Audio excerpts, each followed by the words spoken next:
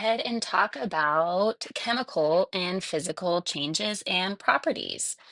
So, a chemical change is a chemical reaction.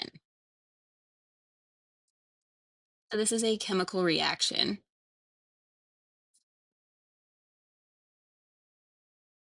And the big thing with a chemical change is it forms a new substance.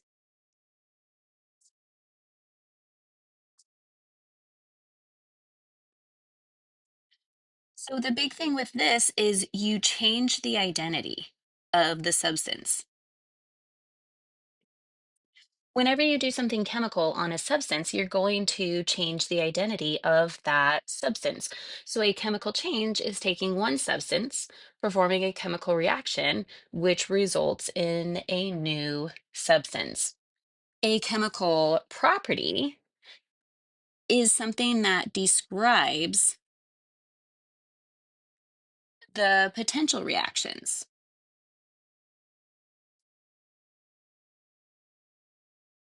describes the potential reactions a substance can undergo or a substance could undergo.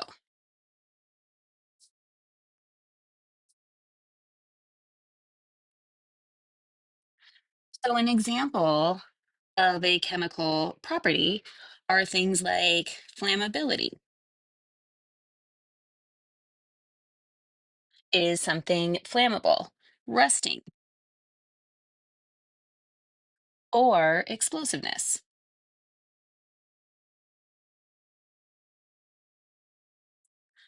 Now, a physical change is going to be a change where the matter does not undergo a chemical change and it does not change the substance. So you don't form something new.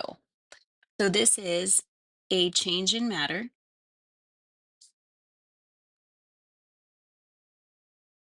that does not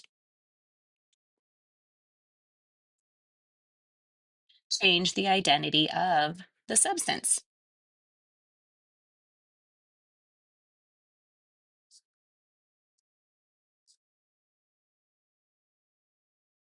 Another way of thinking about that could be it doesn't alter the chemical identity. So a physical property is measured without altering the chemical identity or without changing the identity of the substance. And I hope that you are picking up on a pattern here. If you're dealing with anything chemical, a chemical change, a chemical property, it has to do with a chemical process and changing the identity of the substance. If you are dealing with a physical change or a physical property, we do not change the identity of the substance. So, some examples of a physical property might be the color of something. Now, color is a tricky one because if you see a change in color, then that is typically a chemical change.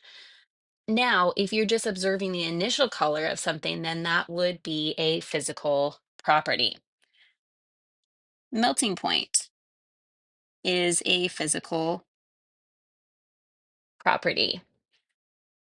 And since melting point is a physical property, then boiling point is also going to be a physical property.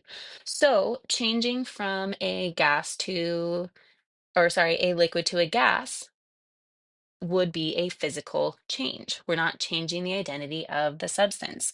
Odor is another example. Texture, solubility. So if something is soluble in water or not. And density is another example of a physical property. Now, if we look at this figure here, you can see the differences between physical and chemical changes and properties. If I look at this log right here, this log, before it is burning, the chemical property of that is it has the potential to be burnt. It hasn't yet, so it's not a change. That's why it's just a property. And so during, we're having this chemical reaction and the log is getting burnt. And then finally, we have a new substance. We have a pile of ash. Notice I cannot perform a technique to get my log back. It is a chemical change. Now, before I have my lemon, I cut my lemon, but you'll notice that I still have the same physical properties of my lemon. I didn't lose my lemon. I still have my lemon. So let's look at some examples. First, let's look at this problem right here. Identify whether the following are chemical or physical changes. All right, we're not dealing with properties yet. We're just dealing with changes. So go ahead, pause the video and come up with some answers. Then you can come back and we'll do this problem together.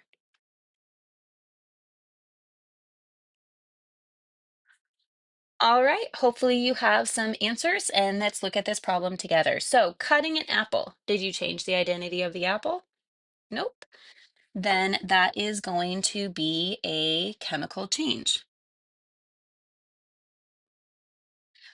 Digesting an apple, is that changing the identity?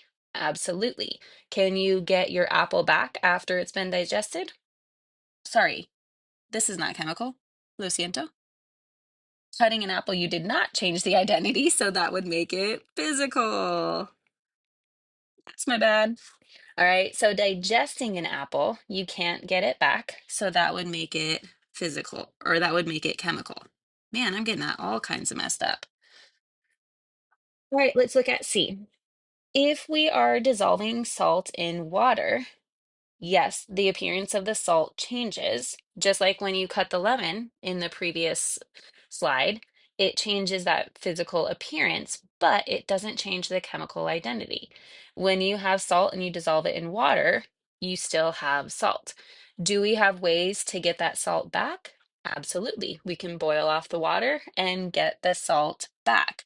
So this would also be a physical change. A bike left outside in the rain starts to rust. Now, in that case, we are changing the identity, so this is going to be chemical.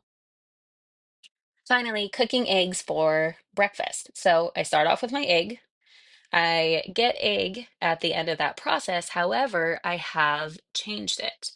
It is no longer the raw egg, it is now a cooked egg, and I can't get that egg back. So this is a chemical change. Now let's look at an example of chemical versus physical properties. So go ahead again, pause the video, get your answers down, and you can see you better get your answers down because you're going to have to check them with me and make sure I'm doing them correct. So pause your video, get your answers. All right, welcome back. Hopefully you have your answers. For this first one, sodium reacts violently in water. That is talking about a potential chemical reaction. So that is going to be a chemical property. Sodium is a shiny, soft metal. That is describing its physical appearance. This is a physical property. Water has a boiling point of 100 degrees Celsius. Boiling point. Are we changing the identity of the water, going from a liquid to a gas? No. We still have H2O as liquid. We still have H2O as a gas. So this is a physical property. Water has a density of 1 gram per milliliter at 4 degrees Celsius. Again, this is describing something about that water. It's not describing a potential chemical reaction. So this is also a physical property. And finally, rust has a reddish brown color. Here we're dealing with color. We're making an observation of the color of rust. So this is also physical. Now, like I said, color can be a tricky one because if you said I left some copper out in the rain and a new color appeared, the rust, then that would be an example of a chemical property of iron.